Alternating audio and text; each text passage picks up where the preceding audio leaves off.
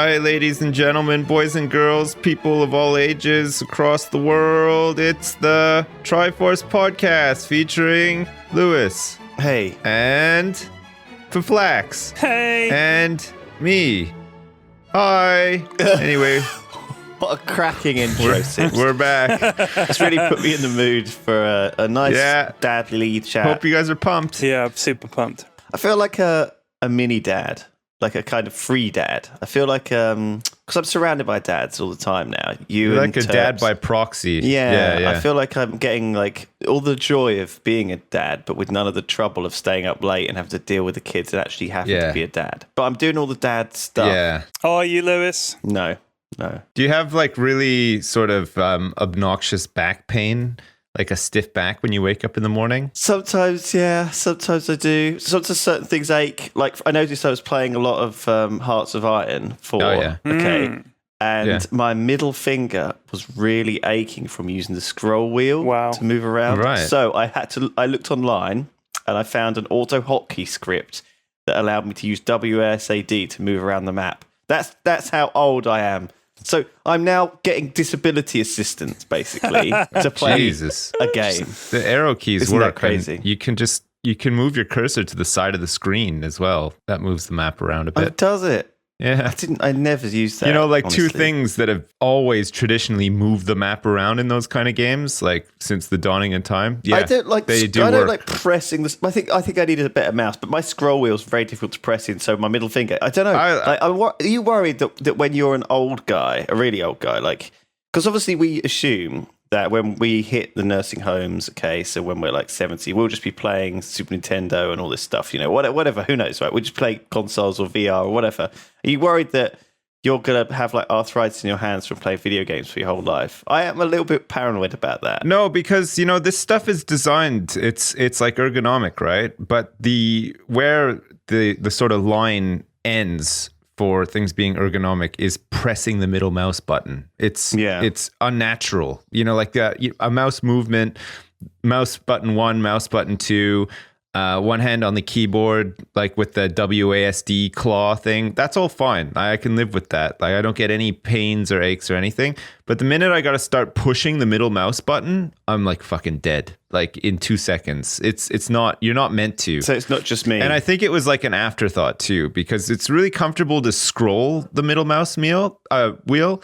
That's no problem. But the minute you have to push it down, and if you have to push it down and hold it down for whatever reason, it fucking sucks. Like they should remove that from games as an option. It's garbage. The scroll wheel shouldn't be a wheel. It needs to be a button that's sensitive to being touched at the top and the bottom, and you scroll it with your finger, but it's not an actual friggin' wheel. Yeah. So that when you push it, it's just another button. Because the problem is you're pushing a little stupid hamster wheel thing, so they need to just have it so that you just move your finger in a scrolling motion on the thing that is still a button. Yeah. So when it comes time to button that thing, it buttons like a button.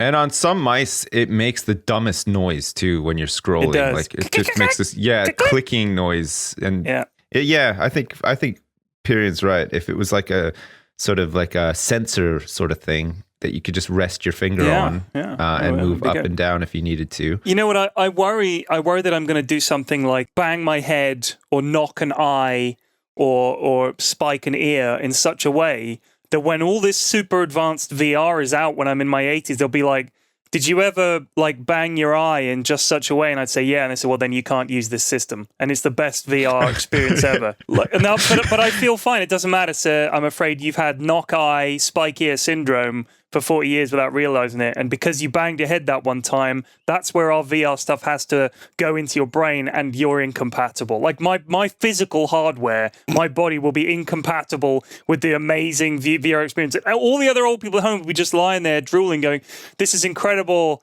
I'm having sex with tons of people in VR and it feels like the real deal, and I'm in a war now and I'm a spaceman and I'm just sat there watching fucking Judge Judy. Yeah, look at old eye popper over there, can't join in. Ha, loser. Guys, I'm 80 years old. That's my fear. Well, listen, I can think of like about 3 occasions in my life where playing video games has led to me literally having real concerns about my health. Because I remember Diablo 3 playing that the flashing lights, okay, of like the attacks and the moves and stuff. Because I was playing it like really hardcore, like sort of 6 to 8 hours a day when it was the new season. I was really into it, and it was really making my eyes like feel strange, and I was feeling really sick about it. Basically, I'm sure you've played Diablo 3, but you get some incredible gear which basically breaks your hero to the point where you can use these abilities that you were supposed to use once every 20 seconds, 20 times a second, okay? And the graphics just completely spaz out. Hammers go everywhere, or lights flash, or something happens. Anyway, there was this light flashing on my screen, and it just made me feel super, super sick. And then back when I was younger, I remember I used to play a game. I can't remember what game it was. It was probably like one of the Heroes of Might and Magic games, when you just had to click your left mouse button a lot, all the time. I can't remember. I don't think it was like a quick time event where you had to spam a left click or anything like that, but any game like that, what happened was my index finger got really bad, like RSI.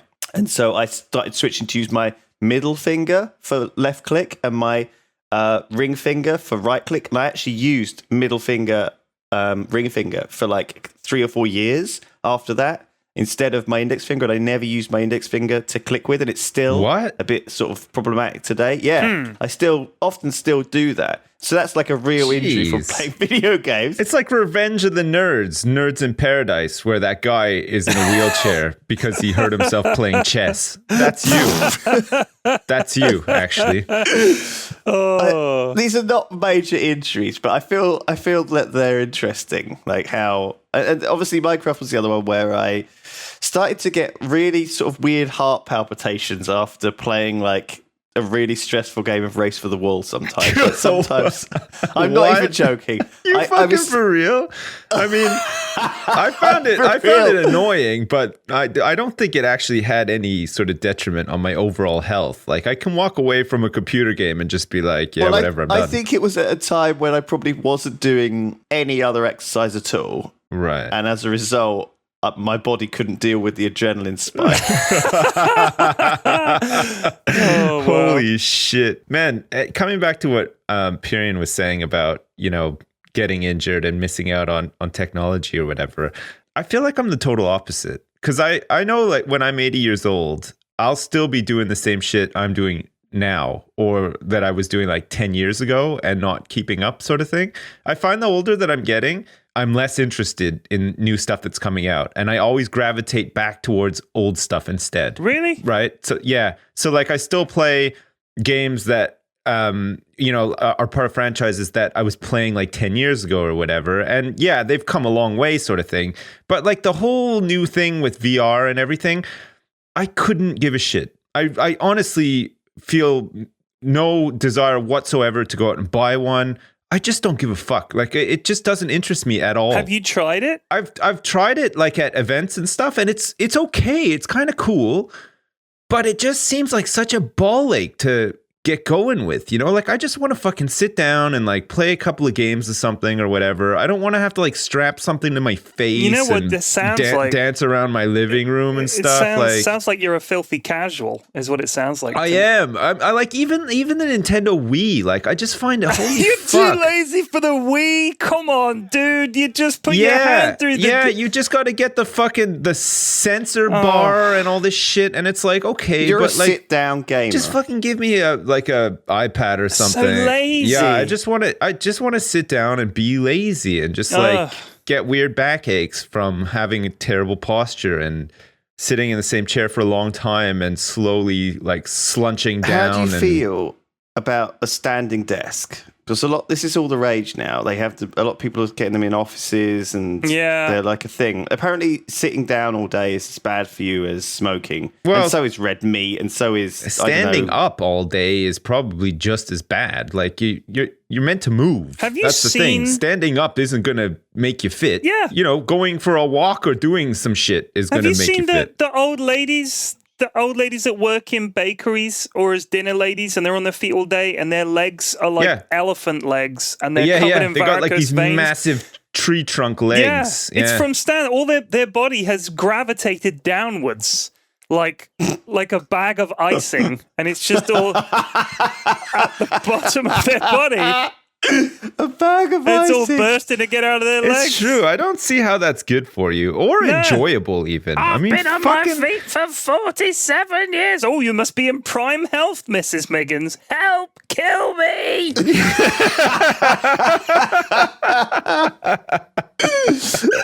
Yeah. I don't like I like sitting down, and after I've sat down for like an hour or whatever, you get up and you stretch a bit and you sit back down. It's fine. Like I don't want to be fucking standing up for hours on end. Like Jesus just Christ, move. it's the worst. If you're so attached to your computer that the only way you can stand up and move around is by having to stand up and move around whilst using a computer. Yeah, then get a fucking VR headset. Yeah, go and have a walk around the block. When you get lunch, go out and get lunch. You know what I mean? Like, go and do something. Something. Like, I saw one guy that, in order to get around his exercise problems, had fitted out his computer with an exercise bike so that he had to pedal to power the monitor, right? If he didn't pedal, no power for the monitor. So he had to pedal to play. I'm just thinking, why don't you just take 1 hour out of playing the game and go for a bike ride? Yeah. Enjoy the world around you instead of just going, oh, dude, I've been grinding in WoW all day. Just take a fucking break. I think it is. Yeah. Or and if it's a big problem for you, I find not enough people embrace being morbidly obese. You know, they're always complaining about it. It's like, well, you seem to fucking enjoy yourself getting to this point. Why not just fucking, have a bit of a celebration? I did it. Yeah, I made it. Celebrate with a pizza or a cake or something. Yeah, just enjoy it. Yeah, have a walk out to your local McDonald's. Just have a walk down there every day. Just enjoy it. And do it. No, I think there is a psychology thing there, right, P-Flex? Like, I think if you have to do something like that, like strap a monitor to your exercise bike, it kind of means that you're tricking yourself into exercising, and sometimes that's okay. But I feel like you're avoiding a problem. It's like it's like rather than actually just come out and say, I have a problem playing this game so much that I'm just never moving, then why don't you just set a goal for yourself rather than trick yourself? You shouldn't need to trick yourself in this. I think that sometimes you do need to trick yourself. I think sometimes that does work. I think that one of the things, though, is that people certainly think that people certainly overvalue exercise when it comes to weight loss, right? That's the thing which we're always told. It's that losing weight is starts in the kitchen, not in the gym. I think a lot of people assume that you need to exercise intensely to lose weight, and I think that that's wrong too. Like I don't think you're gigantic because you've sat around and played WoW or whatever for like 10 years and never moved, and then you go out and you join like a fucking high velocity kickboxing club or something. You know what I mean? Like that's not going to really help you out. Like you just need to. It's lifestyle, right? And like, I think if you're constantly tricking yourself or whatever, you're just setting yourself up to fail or just not do that all the time. Like gyms are a little bit like that too. Like if you go to a gym and you have a personal trainer and stuff, it's just like, it's something that you don't want to do that you now have to do because you've paid for it and you've organized it and stuff. Exactly. And it just becomes like another thing that you force yourself to do. Whereas like if your lifestyle was different and you naturally just went out and walked places or you did something, or you were interested in something, you were on a football team, or you had somebody that you cycled with or something like that, you would just naturally get exercise and probably be healthy, sort of thing. Basically you have to just do it for yourself, right? You can't. That's how people who quit smoking. They it's not that they at the end of the day they've done it themselves, and they should be proud of that. If I said to someone, "Oh, you should really quit smoking," they're not going to listen to me. They're not going to suddenly think, "Oh, actually, Lewis is right." Man, smoking is such a weird one, though. I can't believe no one said that to me before. You never fully quit smoking because you're always tempted, right? Because you've done it before. So like you always have these moments later on after you've quit smoking where you're drunk or something. You're like, oh fuck, I'm just gonna smoke, and then you smoke like very briefly, but like you shouldn't really do that, but it just happens. It's like one of those things. I don't know. I guess it just like alters your brain in some way or whatever. You always feel like compelled to smoke again, but it's like at the same time, it's one of those things. It's kind of like phones have replaced it. Like smoking in like the 80s and the 90s, I think it was like a prop, right? Like if you were waiting at a bus stop or whatever, so oh yeah, I'll just smoke, or you're waiting somewhere, you're doing something, you had like some cool... time, you had some time in between something. It was like perfectly acceptable to just be like, I'm just gonna smoke. And like back then, you could smoke in restaurants. I mean, we used to be able to smoke in the mall. Like we used to be able to walk around the mall smoking. It was amazing. Yeah, but you can't. You used to be able to smoke in the cinema. You could, in restaurants. It was just like you didn't smoke if the people at the next table were still eating. Like you'd wait until they'd finished and then you'd smoke. I mean, it was a whole different world, kids. Yeah, when we were in high school, we had a Subway sort of close by our high school, like where you eat Subway, not like the underground. Yeah. And you could smoke. And where I lived, it was cold for like 6 months of the year or whatever. So we'd go over there and we'd buy a sub and we would literally sit in Subway for like 6 hours just smoking our butts off because it was nice and warm and we could, and it was great. It was crazy. I mean, I don't think people imagine if you're 16 now, you've pretty much grown up in a world where smoking isn't a thing that everybody does. It's like totally outlawed. Yeah. But everybody fucking smoked. Like my parents smoked, all their friends smoked, my teachers smoked. You could go into my dad's office and there would be people sitting there smoking in the office. Like it was it was like Mad Men. They weren't joking in Mad Men when everybody's fucking smoking. Everybody fucking smoked. Like everybody. It must have been like a post-war thing, though, right? Because I think it got very popular during the wars and stuff. Cigarettes were considered like a luxury thing that you got, and I think that probably just carried on like after probably like World War II or whatever. It just became like a cultural thing where everybody smoked. It was very common for soldiers to be given them as part of ration packs. Yeah, they'd get a pack of fags in there. Yeah, it's true. You know what else I think became like super popular after the war? That like because I was just wondering one day, I was thinking, because we used to go camping a lot, and like, I grew up in a country where camping is like, the done thing. You do it. You'll have to do it at some point in your life just because it's so accessible or whatever. But like, I sometimes think that maybe camping became popular like post-war as well. I don't know if that's something that people would have necessarily done a ton of like before that, but maybe like, the people that went away and fought in wars and stuff like that somehow for some reason enjoyed staying in tents and stuff like that, and then maybe on, when son, they we're gonna dig a foxhole. Maybe when they came back it was like, let's do that fun thing that without like the killing and stuff, like we'll get a little tent and we'll go out in the woods, because I think that people like doing that sort of thing. But like I often wonder if maybe it became even more popular after people had been sort of... I kind of wonder if it was the Boy Scouts and the Girl Guides and stuff that popularized it as well, because a lot of people that wouldn't have done it otherwise, like a lot of town kids and city kids, probably had access to it and thought, actually, this is a lot of fun. Although why they'd think that, I don't know. Camping is the fucking worst, man. No, honestly though, like it can be really shitty, but depending on how you do it, it can be really good. Like obviously there's half-assed. That's how I do it. Right. Like, fully half-assed. I get the tent, I put it up, and I'm like, this thing's missing a couple of poles, but fuck it. It leaks. And then it's like, I just dump the tent. One thing I noticed though about Britain, and like especially over here, there are forests, but there's lots like fields and stuff like that. And when you see people camping or going like in their caravans, like on TV in Britain, they often do it in a field. And I mean, like when I went camping in Canada, like we'd always camp in a forest. Right. Just because it was more interesting than a friggin' field. Yeah. So like maybe people of Britain need to like. It's true. Like I'd go camping in like the New Forest or somewhere like that would be awesome. Like it's beautiful forest, really, really thick. You could just go out. Yeah. I don't know if you're allowed to.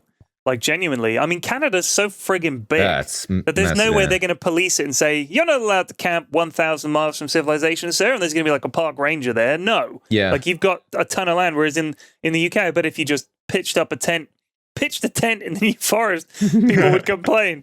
Yeah. Sure. Well, so I went camping. Just do it anyway. I think the best camping trip I ever went on, I went with my friend and his dad was like this...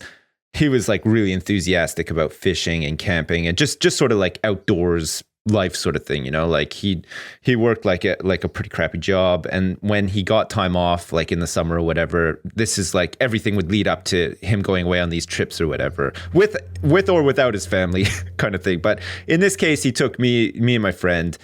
We went camping, and we went for 2 weeks. Okay, we went to this place where you camp like on an island. So you have to do a portage. So you have to like carry a canoe through a forest for a couple of miles because you can't park anywhere close to this place. Yeah. So you put all of your 2 weeks of supplies and everything into the canoe, and then you carry the canoe through the forest. You get to like the lakeside or whatever, and then you row out or canoe out to this little island. And then that's where we camped for 2 weeks. So like no electricity, like no nothing. Like we went to bed when it got dark. We woke up when the sun rose. We just ate everything we ate that we warmed up. We warmed up like on a fire, and we went fishing like fucking every day. And we had to shit in a hole. Like we had to dig holes to shit in and stuff. And it was awesome. Actually, it was really, really enjoyable. Like we really stunk when we got back. We were like really hungry when we got back and stuff, but it was such a cool way of doing it. Like it was really something. It was a really cool experience. I would totally recommend it. I was enjoying it up until the point where basically you said that like you really stank, because I guess there were no. I guess it was too cold to swim in the river. No, like it was a lake, so you'd go in, but like like we took soap with us, so we just like jump in the lake and have a quick wash or whatever. But you're out there, you don't see anyone, there's no one around, so you don't feel like compelled to wash like every day sort of thing. You just like stink it up, shit in a hole, eat stuff that you cooked on a fire, go fishing a lot. You cook on a fire, I guess. Or was it were you eating the fish that you caught? This sounds amazing. Yeah. He was good at sort of like preparing, gutting fish and stuff, and we cooked them up and ate them. That's proper camping. Some of them you're not allowed to, like because you have to have a license. You can only catch certain ones or keep certain ones and whatever. I mean, my experiences with scout campsites and things were much more tame.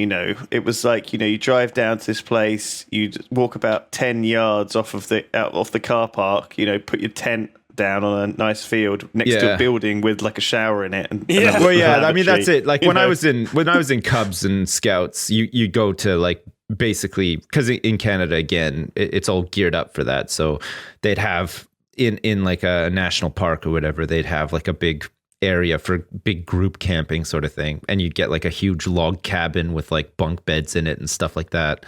And you did it that way. It was still pretty fun, but yeah, nothing beats like really fucking bare bones camping. Like it's really, really fun, especially if you bring amazing. If you bring like lots of style. We bought so much fucking junk food, and we brought a lot of beer and stuff too. So it was like even better, because you'd just be like out fishing all day and like standing around in the sun and just like being outside all the time. And man, it was really nice to just like drink beer and fall asleep by a campfire. I'm a city dweller, and I the idea of being that far out in the wilderness kind of scares me. Even though I'm way more likely to be killed in a big city than I am out in the wilderness, the idea of being stuck in the wilderness and being tracked by some kind of murderous villain. But I mean, the thing is, most murderous villains aren't prepared to do portage. So, like, if you're on an island, you're probably fine. Like, they probably, because most of them aren't going to be out there anyway, right? They're going to do like what Lewis does. They're going to park up somewhere, walk 10 yards, and just hope that victims present themselves. I brought my canoe. That unsuspecting family won't even see me coming. Deepest, darkest Canada at this point on an island, so there's no chance of that happening. Like it would have to be. It seems like the least likely place. Like this weird forest killer would have to have a heck of a lot of time on his hands and a lot of passion for his craft. Yeah, to follow us out to that island. You'd have to respect him at the very end. There. I would. I'd be like, you know what? Well played, sir. I know you're about to like skin my thighs and eat them in front of me and then kill me or whatever, but honestly, respect, man. Holy shit. It must have taken a great deal of effort to get out here and find us and, some of those holes that I was shitting in, I didn't cover up. So just be careful on your way back. Yeah. I wonder if he'd be like, you know what? So few people take the time to really appreciate what I do. You've changed my opinion about victims, possibly forever. I'm glad you saw the effort I put into this craft of mine. Anyway, Yeah. off with your arms. Hold still, please. Man, it's funny though, because I didn't have a clue, right? So when we were packing up our stuff, the supplies and everything was like really calculated too. You know, like we had fruit juice, but it was in like these little like pouches, like the crystallized stuff, and then we just mix it with like, you know, fucking filtered lake water or whatever. But we had literally exactly what we needed for 2 weeks. So like if we stayed an extra day, we would starve because we would just be out of supplies by then.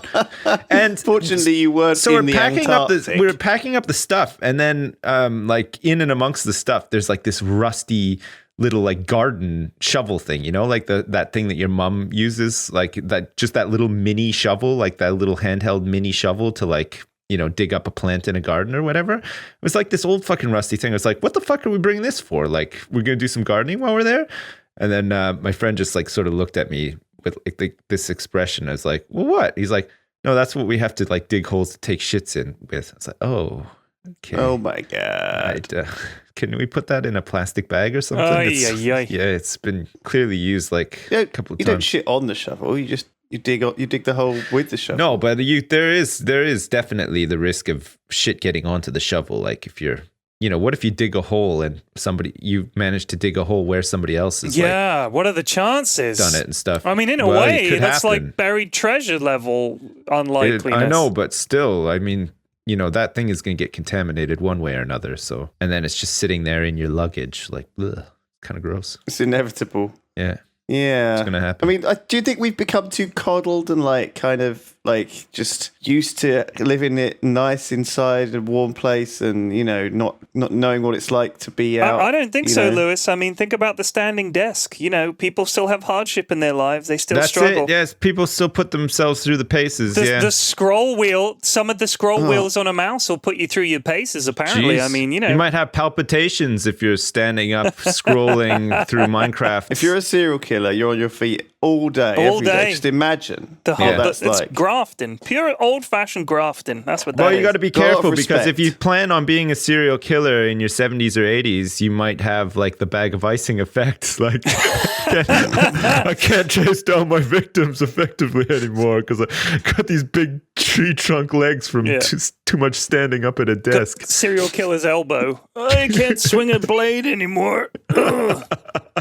Those big tree trunk legs that go straight into the poopy holes that you dug as well when you're chasing after that family. You're trying to creep up on someone and all you hear is like boom, boom. Oh, it's all tree trunk legs behind me. Gives you like a 20-minute warning so you can start running. The tree trunk killer. Oh my God. Yeah. I'm sort of thinking of the woman from Misery now because of the tree trunk leg. Because she always struck me as a bit of a dinner lady type. Yeah, she did have a dinner lady quality to her, definitely. She was Apart from, you know, crazy. When she broke his ankle with a sledgehammer, that was kind of... I didn't see that at school, from the dinner ladies. We used to get in trouble if we didn't eat our crusts. Really? Did you guys have this? Well, they give you curly hair, don't they? No, it's just, or they make your hair if you think curly. about, I've got a problem with crusts. Okay, I still cut the crusts off my kids' sandwiches, even though they don't even ask for it anymore, because I can relate. Because I don't eat the fucking crust. Well, the crust sucks. Well, that's why you've gone bald, P-Flex. No, because I was forced to eat them then, Lewis. Were you? Wasn't I? Would you not have eaten the crusts anyway? You didn't like them? Well, if you have a good bit of bread, crust. but if you have a really good bit of bread, right, the crust is good. But what is the crust? The crust is the burnt exterior. You buy a loaf of bread, like your average Hovis, you bring it home. The crust is like the worst part of the bread. Why am I going to say to my kids, you have to eat your crust? The only reason that came about is I reckon it was post-war rationing and food was cheap. It was literally, we've got to fill the kids up with something, eat the damn crust or you'll be hungry later and we have no food. No, but that's what they used to do. They used to make breadcrumb pudding, didn't they? Like they used to use the they used to use the crust of the bread to make like this fucking weird pudding with because nobody wanted to eat the crust. Yeah. Like they reuse everything. Well, I don't know how I feel do about like that. French bread. The crust for French bread is really, really nice. But that's the thing. But, I mean, if that it's is a all good crust. yeah, but if it's a good crust, I think he's talking more about the crust on like a slice of Wonder Bread or something. Whereas, no, like, you know, I get the Hovis best of both worlds, which it clearly can't be. I mean, it's promising a lot, but I like the way it's called best of both. It's kind of got a white bread thing going on, but it's also kind of got a brown bread thing going on, but without just being that overbearing, covered in fucking seeds. This is healthy but bland brown bread. You know what's really nice? You know what's really nice? Get an oatmeal loaf. You know, it's got like little like oats sprinkled on the crust. My kids won't like that. Their kids won't like that. No, I'm telling you, it's really nice though. Like your kids might not like it, but it's really fucking good. Go to Waitrose and pick up Waitrose or Marks and Spencer's and pick up an oatmeal loaf. You will enjoy it, honestly, Ted. It's your kind of thing with your Selfridges peanut butter. I had a delivery last night, right, from Ocado. The Ocado guy turns up. Ocado is Waitrose. Yeah. And he delivers it, and he's like, "There you go, Gov."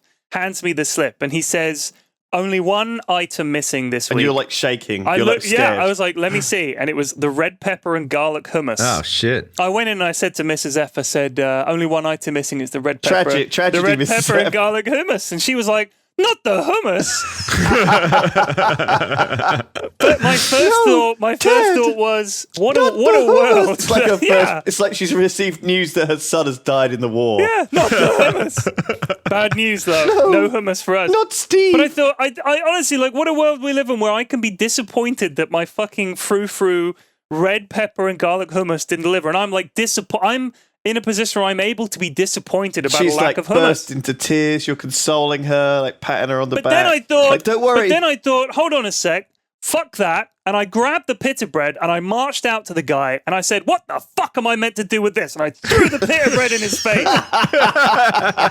That's what I was about to say. Like, useless now. If you got a whole bunch of like snacking vegetables, like, you know, pre-cut carrots and like, you know, little like broccolis and, you know, stuff that you would generally dip like into hummus. Crudité. All that stuff would be useless. It's without useless. the hummus. I was throwing crudités at him all the way down the road. Here's your fucking sliced cucumber and slices of carrots. I'm not eating this shit without hummus, you fucking asshole. God damn, you never come back. That was pretty much my evening. Apart from next Monday, when I've bought another order of it. Listen, I feel like that's an example, though, of our luxury, that we can just eat hummus out of the tub with carrot sticks. You know, I think that's fucking greedy. good, though. I think that desensitizes you to hummus a little bit. You know, it's too strong. It's like eating peanut butter with your finger. You know, you can't stop doing that. Or else it's a slippery slope. My wife hates it when I do that. I drink milk from the jug. I drink orange juice from the carton, and I eat peanut butter with my finger. What are you like? Well, here's what I do. When I'm drinking the carton of orange juice, right, I don't put my lips around it. What I do is I tilt my body way back at an almost impossible angle. Just pour it into your open mouth. That's a good idea. Tip it in. No part of my body touches it. So I'm just like, "What are you complaining about?" She's like, "It's disgusting." I'm like, "I'm not touching it. Look." That's really hard to do, like with milk bags. Like milk bags. Yeah. God, because in Canada you get generally milk in bags. Whenever I go see my grandfather lived in Ottawa, and whenever we'd go see him, the milk comes in a bag, and I was like, "What? That shit is really weird. hard to pour into your open mouth without just putting your mouth all the way around the bag." I didn't understand it. Was it because of the freezing nature of Canada that they can't leave it out in a bottle? I think it was just I think it was post-war, like a post-war thing. No, I'm just joking. It wasn't. I think it's just you could buy 4 liters of milk at a time in these big bags, and I don't know why, but I used to work at a grocery store, and holy shit, that stuff sold like hotcakes. Like, it was crazy. We get racks and racks and racks of these big bags of milk, and they'd just be all gone by the end of the day. It was nuts. I just read a thing that said gardens are banned in New Zealand. It's like a real thing. Okay. What do you mean gardens are banned in New Zealand? Googling now. Gardening is banned because New Zealand is like an agricultural based society that relies on people buying goods grown on New Zealand soil. All right, so they're not allowed to actually plant their own veg. Isn't that like a breach of human rights? You can grow things but not cultivate anything, which means apparently flowers. Because there's like an avocado shortage going on in New Zealand. Oh, God, that's like my lack of hummus. An avocado shortage. Go. Honestly, avocado shortage is something that I can live with for sure. I read this article a couple of days ago about it, and it was really kind of bizarre. It was like a sort of microcosm of a more serious problem. There were like people breaking into avocado plantations and like getting big old bin bags of like avocados and taking them a little bit like what the way drugs are sold in Amsterdam, right? So like people grow weed in like their lofts or their basements or wherever, and they put them in these big bin bags. And sometimes labs. people break into their house and steal them. Yeah, and then they take these bin bags to like the coffee shops and sell them there. They're not really sort of supposed to, but they kind of are. And so a lot of these people were breaking into these avocado plantations, loading up loads of bin bags for the avocados and taking them to like high-end restaurants and cafes in Auckland. What a black market that is. Hey, it's insane. You want to buy an avocado? Hey, not here. Yeah, See I me got now. 3 garbage bags full. God. Isn't that bonkers? And then at the end of the article, it was talking about how, these avocados that are bought on the street might contain, might have not been washed of their pesticides that were sprayed on. So be careful. It's These avocados have been laced in crack. What the hell is going on? I heard they cut their street avocados with like detergent and stuff to make it go further, right? Yeah. Or something, like fairy liquid powder, something green. There'll be like a music festival. Now, we've had word that there's some bad avocado going around. Don't take the bad avocado. It'll Do give not you a eat bad any of the trip. guacamole. Do not accept guacamole from someone you don't know. Jesus. Do not touch any of the hummus. It also has heroin in it.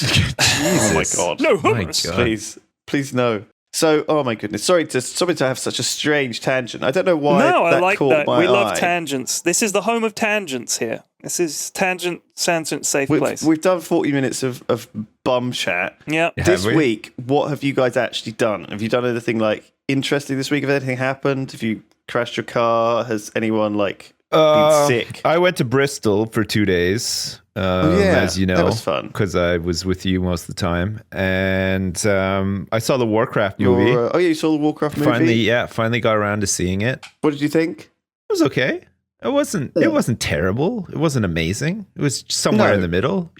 As a longtime Warcraft fan, there was a lot of fan service in there that I enjoyed. It was fun seeing people get out of every possible situation with the teleportation spell. That was cool too. Yeah. So it was good. Yeah, no, it was pretty good. I enjoyed it. It was entertaining. It was good experience at the cinema and stuff. I don't know if I'll watch it again. I'm kind of like I'm a bit like that. Like the Star Wars movies, like the Phantom Menace and the other one and the one after that, the more recent ones, The Force Awakens. I only saw those once in the cinema and that's it. Yeah. I never watched them again after. So like my experience of them was different. A lot of people are like, they were trash, but like they'd watched them 300 times or whatever. So, they did these big in-depth analysis of the movies and how they compared to the old ones and stuff. But like, I'm not all about that. Like I just go to the movie theater, buy some popcorn, watch a movie.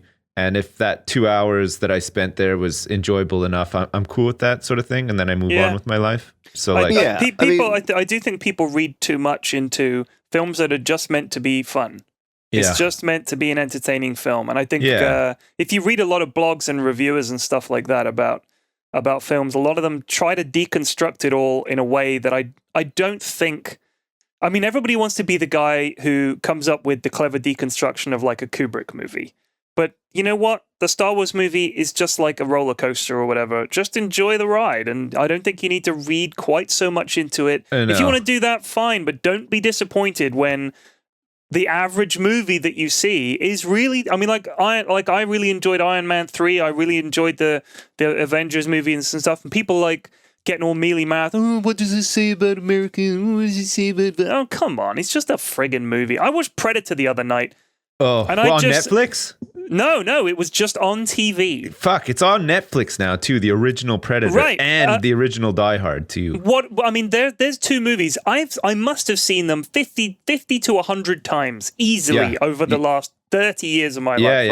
Every single time that I turn on and it's like Die Hard is just starting, I'm like, I ain't going anywhere for the next 2 hours. Yeah. I'm just going to fucking watch this movie. But I don't sit there thinking, I'll plug right in, yeah. I must deconstruct the relationship. What does this say about Bruce Willis's propensity to... Yeah, what does the jet lag scene really mean? Perhaps we're all in a way jet lagged, and perhaps barefoot is about a return to a simpler form of life when we walked barefoot on the proverbial rug in the proverbial office. Shut the fuck up! It's Bruce Willis. It's Die Hard. Man, I just want to watch a guy crawl around in vents wearing a wife beater that gets increasingly filthy and disgusting as the movie goes on for 2 hours. That's what I'm there for. Exactly. I'm there for the snappy yippee-ki-yay, motherfucker, that kind of shit. I mean, he isn't even like wearing shoes for half that movie, is he? No. Most of the movie. That's one of the key parts of the film is, in fact, the lack of shoes. And what does it mean, his lack of shoes? Are we any of us wearing shoes? You know, there's a lot of glass on the floor in one scene, and he's like, shit, I can't do anything here. I'm not wearing shoes. Hans is like, she's the inventor. And there was always one bit, he says to the other German guy, shoot the glass in German. And the guy looks at him like, huh? And he says, shoot the glass in English. And I'm like, really? Like, wouldn't he just said it again in German? If I said to you, hey, Sip, shoot the glass. And you went, what? I'd go, schieß den Fenster. Yeah. And you go, oh, right, shoot the glass. Yeah, I didn't know in my native language what you were talking about. I know, but there's no account. If you're under pressure and it's like a highly charged situation, though, people make funny decisions, don't they? Like, maybe. You know, he was so stressed out, he's probably just like, oh God, I can't even, my brain is in overdrive. Just say it in English, I guess, and hope for the best. You know what I mean? Like, it was just transparent that the audience needed to know what he was saying. But then why not just have him shout, shoot the glass? Like, the first time. Die Hard is so good. I love it. It's like, I still think it's interesting, right, how... So Die Hard, when did you see Die Hard? When was it? Do you remember? Die Hard's like a Christmas movie, isn't it? It used to always be on around Christmas time on TV. Like the first time I saw it, my mum rented it for me from Flicks, which was the video shop in Bournemouth near where we lived, and they had a little picture of an Oscar. You know, it's sort of like to let you know it was movies. And she rented me. I used to be a very sickly child. I had like mumps and I had all kinds of fucking shit, and I would be at home off school a lot, and she rented me movies that were way too old for me. Like, I must have been 13 or 14, and she was like, fuck it, I'm getting him Die Hard, it's a good movie. So I mean, Die Hard came out in 1988. Right. Wow. Yeah, I don't think I saw it in 88. I probably saw it So I would have been like 12, after. So it probably came out on video when I was about 13 or 14. So I watched that. She'd rent that. She'd say, you know, if I was poorly, she'd say, do you want me to rent a movie for you? She was great when I was sick. So she'd go and rent me Die Hard, and I watched it like 3 times. Because I was a kid. Kids do that. You just watch the same thing over and over again. My kids do the same thing. My 4-year-old is like, Frozen just finished. She's like, put it on again. I was like, you just... She's like, put it on again. Kids do that, though.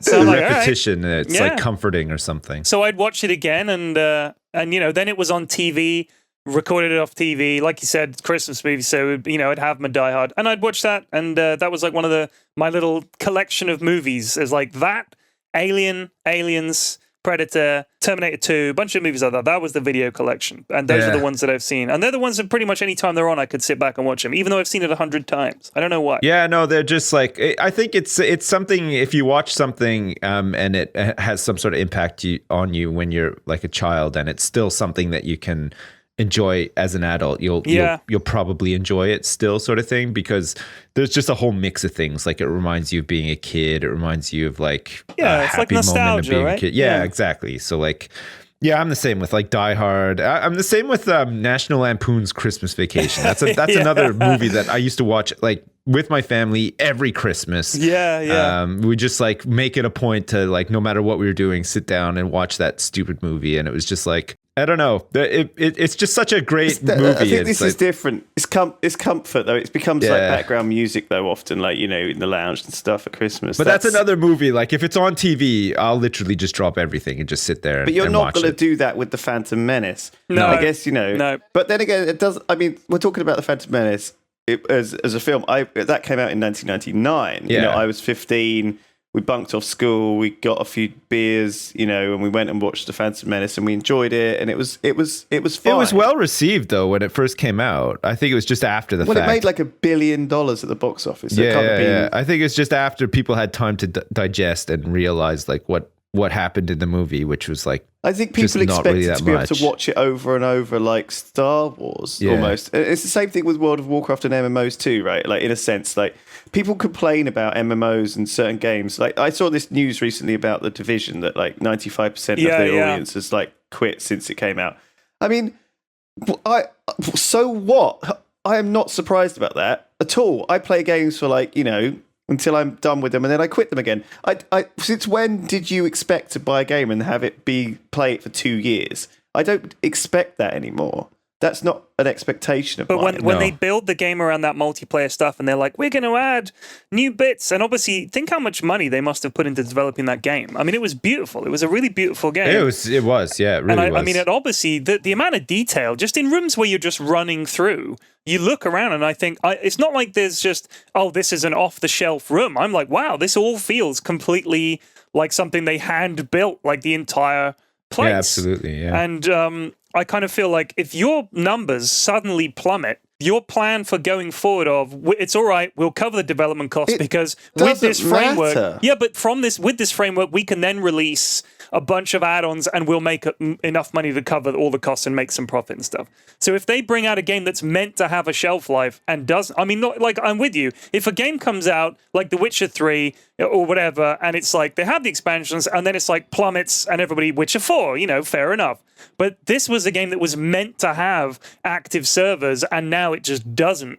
And I kind of like, imagine if Overwatch suddenly went and nobody was playing it. That wouldn't be like, oh, well, They would be like, holy shit, we thought this was going to be our big game for the next 4 or 5 years. Well, but it doesn't, again, I don't think it matters so much because people have had to pay an incredible amount of money to buy it in the first place. If it was free to play and no one was playing it, that's a problem. But you've almost made your money back already. I don't get games companies being disappointed for making an absolute shitload of money off their AAA game. Yeah. And then people quit after they finished it. Oh, what do you do? Also, the Division end game is completely different to the Division game. Yeah. Right? Yeah. Division game, you're like shooting your way through using grenades, using whatever weapons, blah, blah, blah. It's quite fun. And then you get to the end game and it's like, okay, you need to upgrade your gun to a purple gun, to a legendary gun, and upgrade your headshot capability because every human has to have like 50 headshots to die. Right. It becomes like Borderlands. It becomes like, it's a different game in every single way. I feel like a lot of games now are designed to in a way where they want to keep you playing after you've sort of finished the game, if you like, or you get to like the end game part of the game or whatever. But a lot of games just like fall short in that sense. Like I think something like World of Warcraft, which like we all played for some amount of time, I guess, like that kept me playing for years and years and years, even though like I got to the maximum level and did raids and all that kind of stuff. And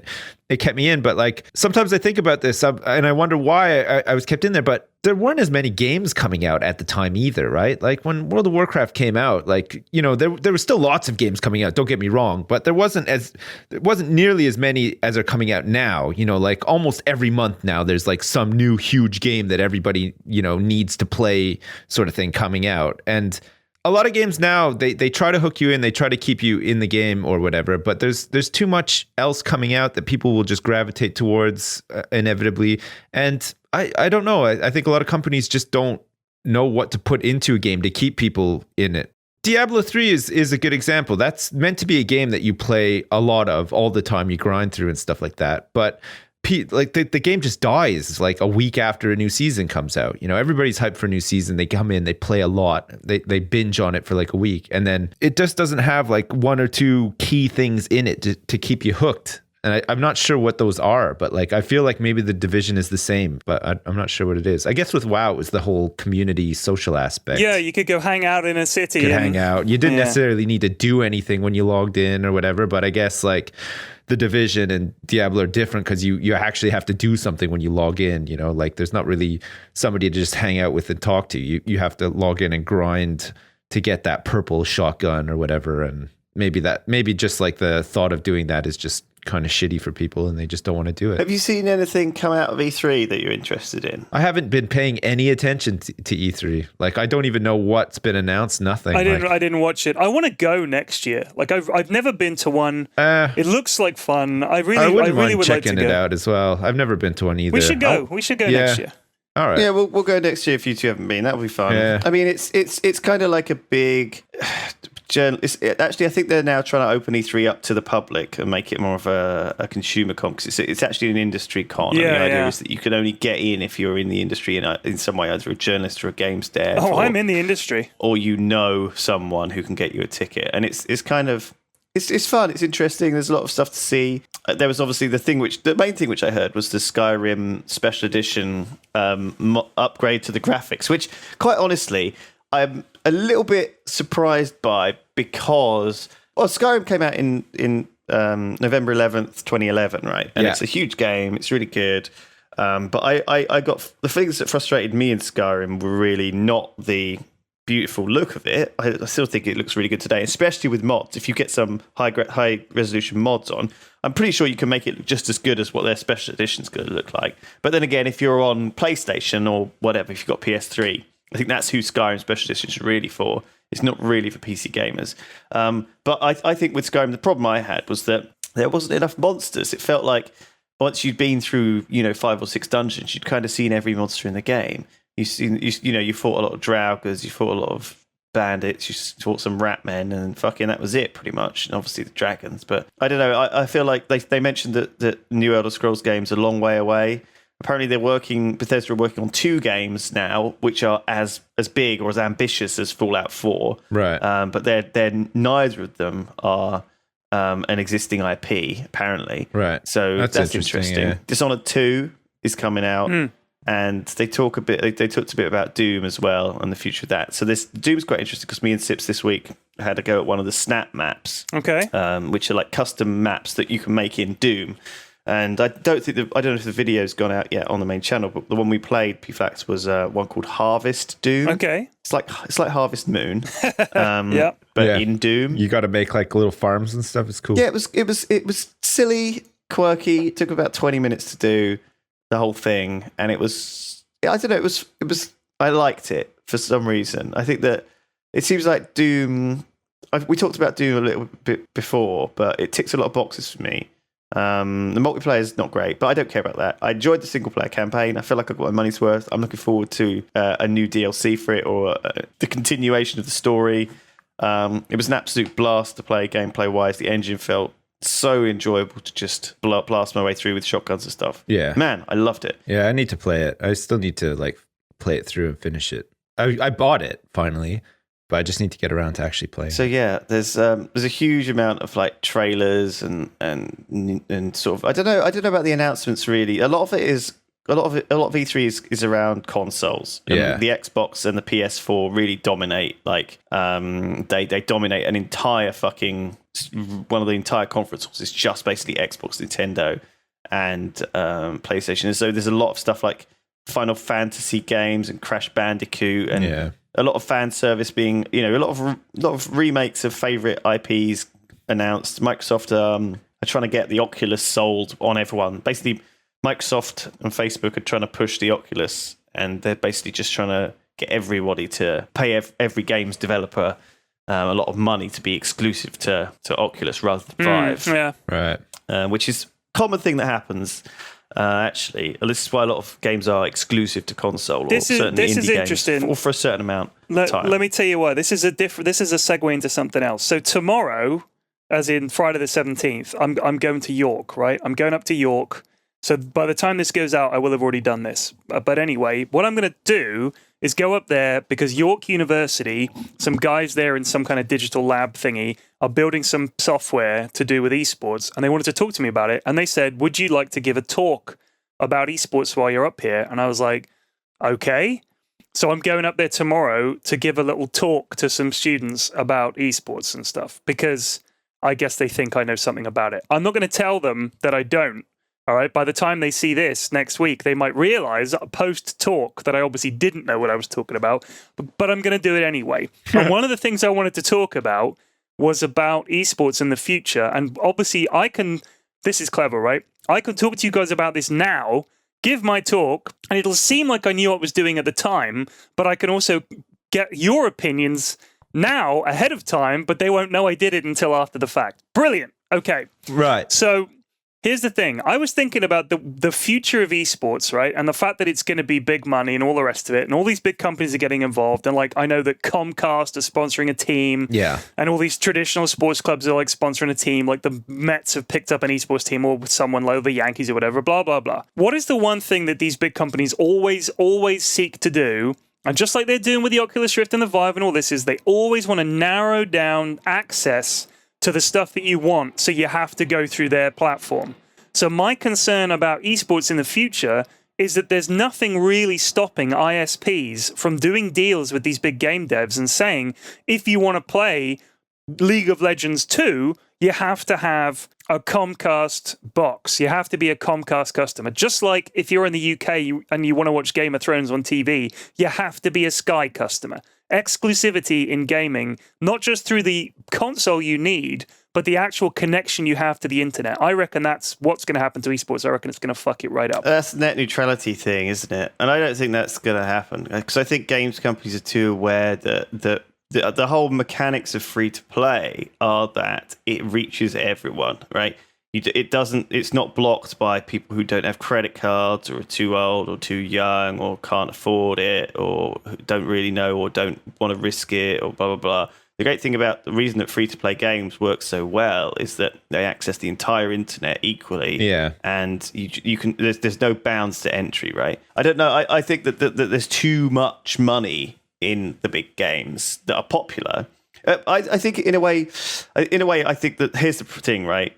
That I think about esports is that a lot of people say, "Oh, we want this game to be the next big esport," and they work. The games company go out there right away and say, "We're going to make this into the next esport. We're going to build an esport," and that's not what happens. Like esports, some of the biggest esports come out of not intending to be esports, right? Yeah. And some of the ones which are designed to be esports suck. Yeah. Like Nintendo really don't want Smash Brothers to be an esport. Indeed, And they do their best yeah. to stop it being an esport, in fact. And other people like Hearthstone was never intended to be kind of an esport. Hearthstone was always intended to be just another fun little thing on the Blizzard launcher. I think that it ended up becoming something way, way, way more than they thought Hearthstone would be. Yeah.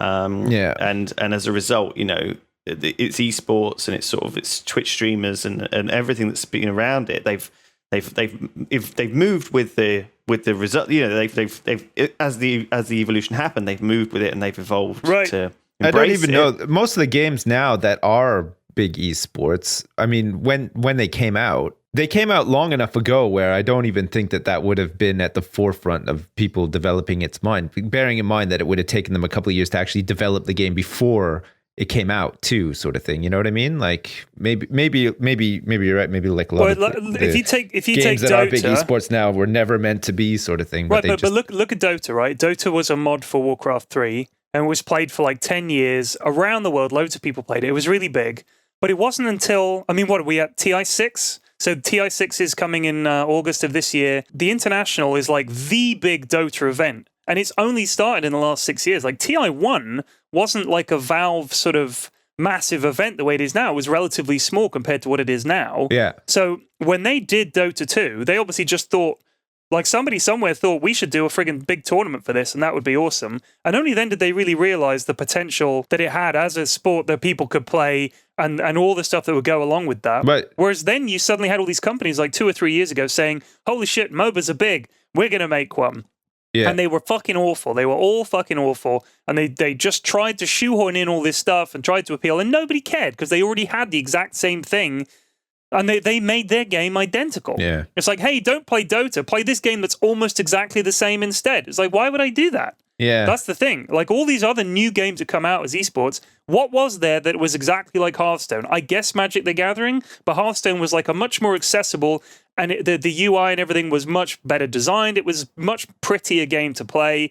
Overwatch is kind of like, I guess, like a cross between any of those FPS sort of esports and a bit like a MOBA as well, because, you've got teams and heroes and all the abilities and stuff. Yeah. So it was something, again, that was slightly different and new. A lot of the companies that try to get into esports try to look at what's working and copy it. Yeah. But that's the thing. It's got to be something new, but also kind of familiar. And I think that's the way all these games have gone that have been successful. Yeah. It's weird to think like Dota.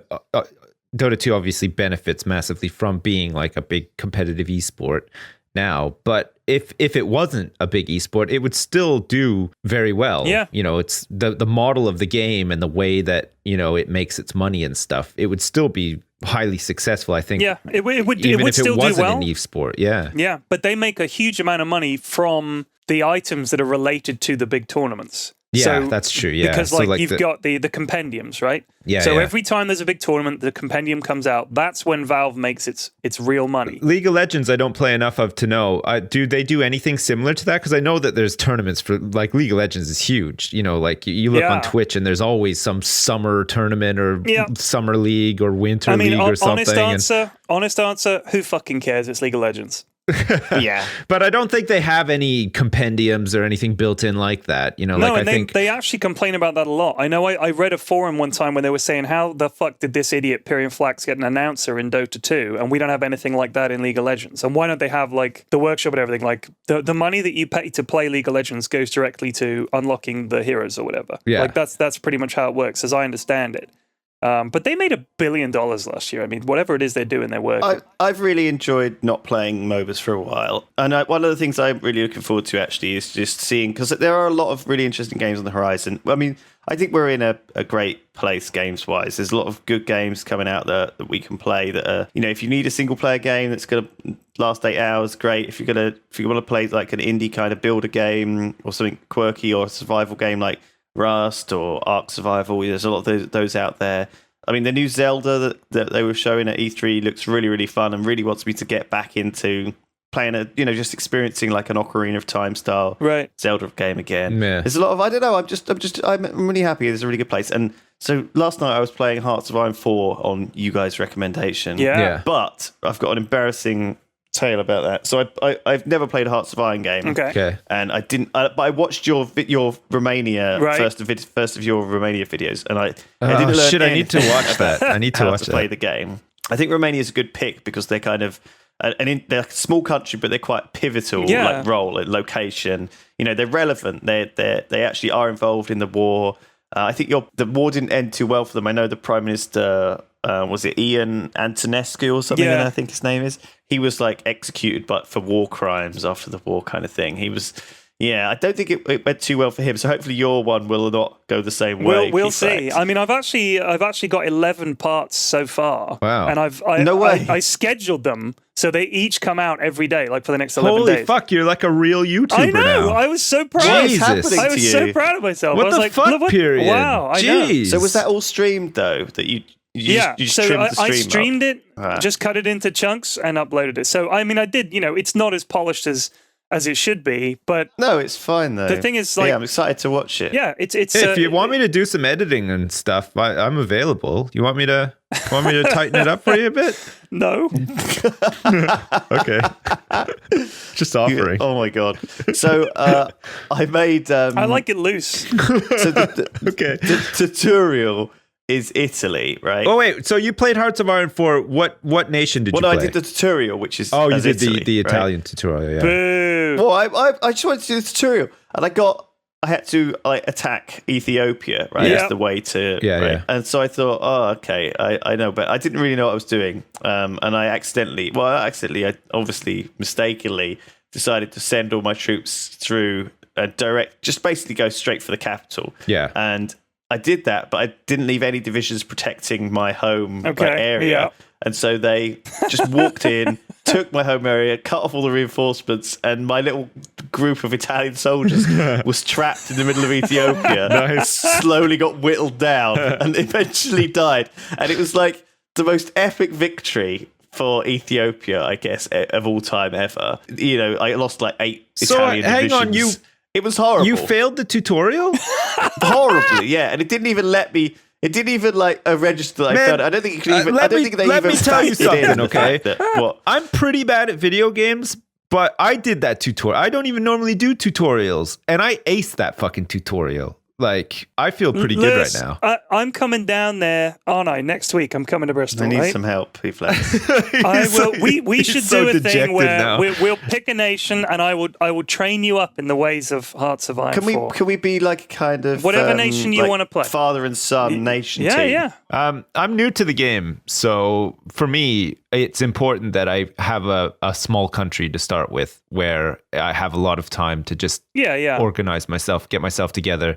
Because jumping in as a superpower when you're not ready to do that is it is pretty tough. overwhelming. Yeah, I mean, if you do want to start as a superpower, I would recommend Nazi Germany, purely because you've got a lot of options, and you've got so much in terms of resources and manpower and stuff like that. You actually can go a bunch of different ways.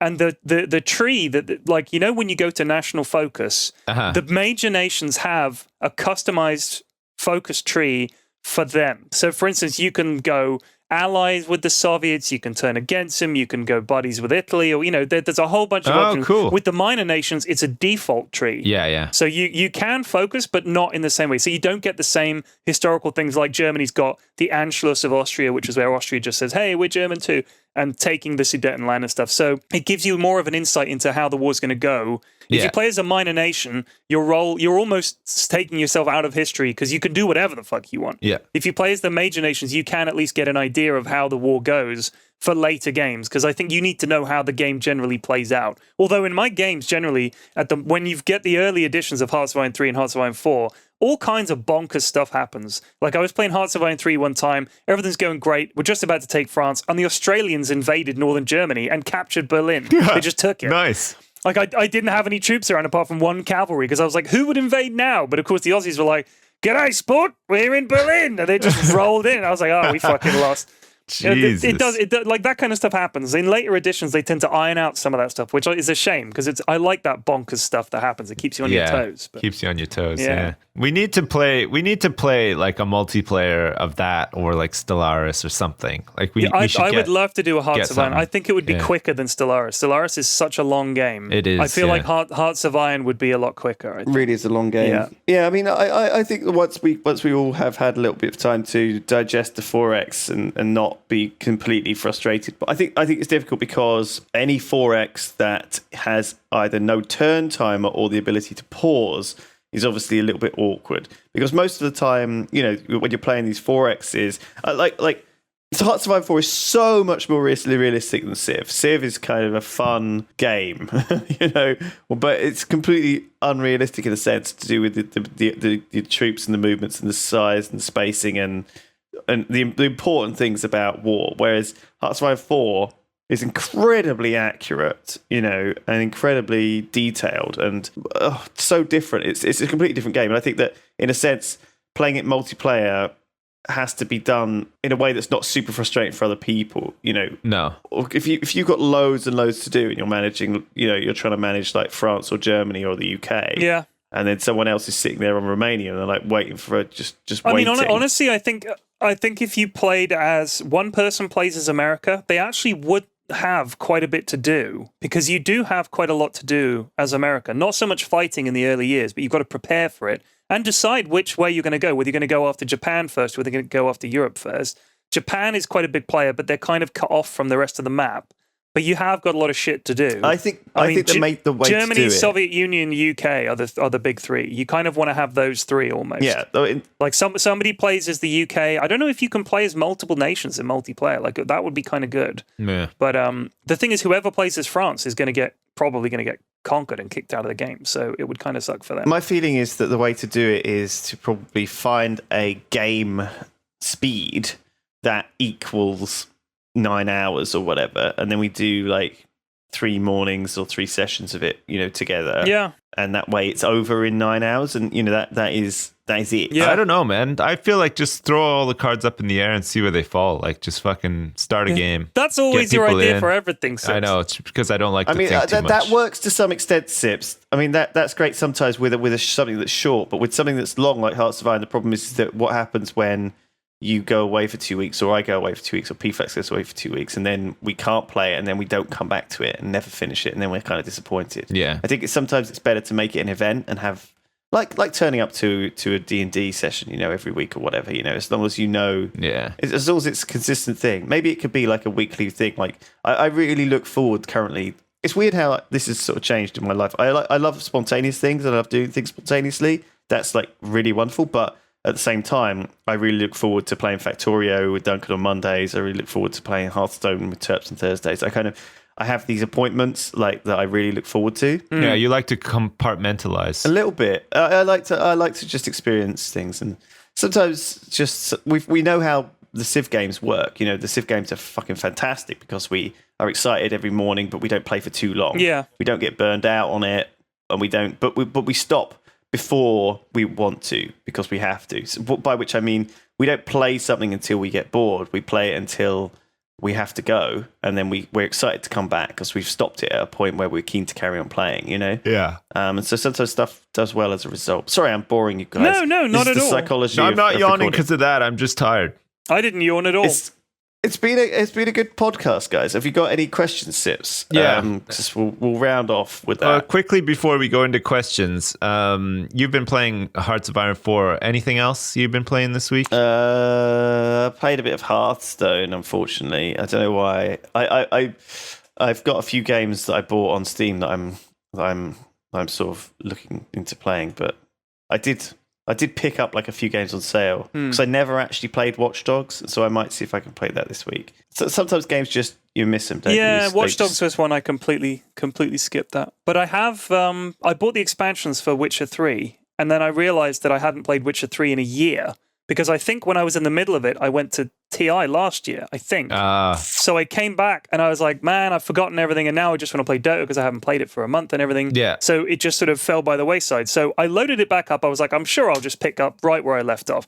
But I had no idea. I'd forgotten all the controls. I didn't even know how to use my sword or anything. I was like, oh, shit. So I considered restarting it, and I got about half an hour in, and I realized I remembered all the quests and all the things I'd had to do and the amount of hours I'd put into the game. And I was like, I really don't want to have to do this all over again. I know. So that's difficult, isn't it? Yeah, so I reloaded back at my save, and I'm getting back into it now. It is such a fucking good game. I bought it and I never played it. This is why I'm not playing Far Harbor. So I think what I'm going to do is I'm going to wait until all the Fallout DLCs are out, because that is the last Witcher DLC as well, which I'm quite surprised by. I thought there would be more, but they released them fairly quickly, I guess. Yeah. Oh, it's a great game, Sips. It really is a beautiful game, and I got. I'll try it. Yeah, it's a lot of fun. The combat is hard, so a lot of people are saying, "Oh, you should play it on the hardest level because otherwise, it's not the real experience." But you're not allowed to play video games for a living unless you play it on the hardest level, you asshole. It is so hard if you play it on the hardest difficulty, but it is genuinely a great game. So I played that a bit, played Hearts of Iron 4, and of course I've been watching the football. That's why I've barely been streaming. Oh, the football. I've watched every game, every single game. I love it so much. Football! Would you like to do...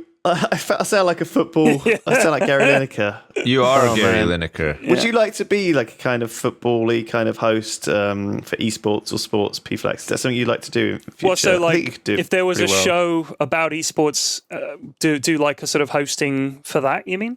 Yeah, that would be good. I mean, I've always thought that I could do something like that. But the show could just be called esports! Exclamation mark. That could be.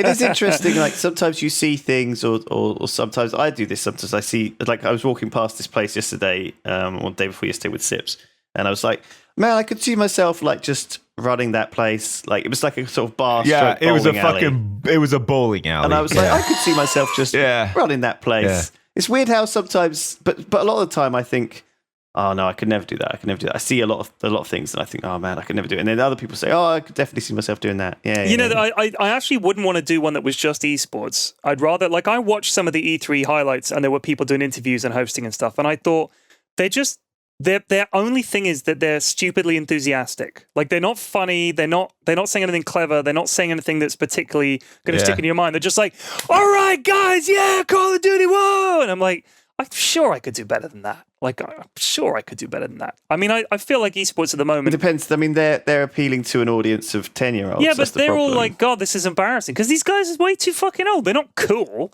Kids don't like people that just shout at them. I don't think they want people that are cool. No, I think they want people to just shout at them, though. Yeah, maybe. I think they want people who are cool, like 35-year-old dads in their garage. I'm not saying me, Lewis. Play lots I of wasn't computer suggesting me. Pyrion, you need to get a garage and you need to convert it into a smelly dad pad like me. I've just used my top room. I've converted that. By the way, people keep asking, why does Pyrion have a hospital bed behind him? Yeah. Because the bed in my spare room is a bit hospital beddy. It's just the angle. It really doesn't look too much like a hospital bed, I promise. It's because you're like Dexter in real life and you actually kill people in that room. Only you're not campers, streaming video games. Deep woods campers are my targets.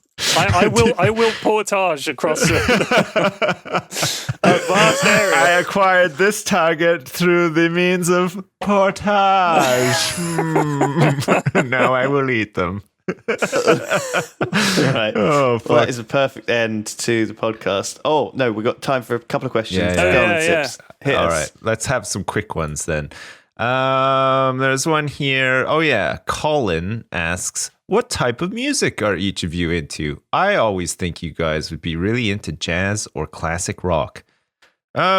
I like a bit of classic rock. I like a bit of jazz as well. I think predominantly I still listen to a lot of hip hop from the early 90s. Like that's my go-to. Like if I listen to something, it'll be stuff that you listened to when you were a teenager. I'm not even like coast specific. Like I'll listen to East Coast or West Coast. So you have a cross beef interest. Like you're not concerned with the beef. I'm like the Switzerland of the rap beef. I'm totally it doesn't bother me at all. I'll listen to anything from that era in that genre. Gotcha. Yeah. I'm all good. I am someone who, I don't know, lately I've been just going through various Spotify playlists. I've been listening to some my current playlist of choice is totally tropical house. Wow. That's what I was listening to this week when I was playing Hearthstone. Wow. So that's just look it up on Spotify. It's got like 500,000 followers, so it's quite popular. Yeah, tropical house. Jeez. Totally tropical house. Does it have lots of whistles and like flutes and stuff in it? Probably. Yeah, sure. And I've also got a Is it like the music from like the Tropical Paradise level in Mario Kart? Is that what it's like? Not really, no. It's not, no. Also, I've got a playlist called Holy Shit, an Incredibly Epic Playlist. You can Google that. It's 12 hours long. It's like it's all kind of like Van Halen soundtracks from games and films like Mass Effect 3, Batman Arkham City, Game of Thrones, Lord of the Rings, 140k stuff, Spider-Man 2, stuff like epic trailers and XCOM 2 soundtracks, stuff like that. Really good sound, really just good, epic-y kind of no vocals. You just listen to music that you would describe as an epic It's kind of adventure music. It's good. I love it. So that's my jam right now. That's your jam. What you got, P-Fax? I listen, as anyone who's ever watched my stream will know, to an extremely wide range of stuff, from like the classic hip-hop stuff to like trance and dance stuff to, say, cats and dogs music where they like replace the words with meows and barks. Like I'll listen to anything. If it's good, I'll like it. Like I'm completely non-judgmental about the singer or the band or the scene or whatever. Like I'm not like, man, Justin Bieber never made a good song, because I really like that Sorry song that he did. I think that's a really good pop song. So I'll fucking listen to anything, and if I like it, I like it. And I know a lot of people like, I'm into this and I'm into that, but I'm definitely not into anything specific. I'd listen to a lot of music, a lot of new music, some old stuff, and I'll listen to anything. Well, there you go. That was a great question. That was a really good question. That'll do, Pig. That'll do. Thank you, everyone, for joining us. We will see you next week. Peace. Lots of love you. Bye. Mwah.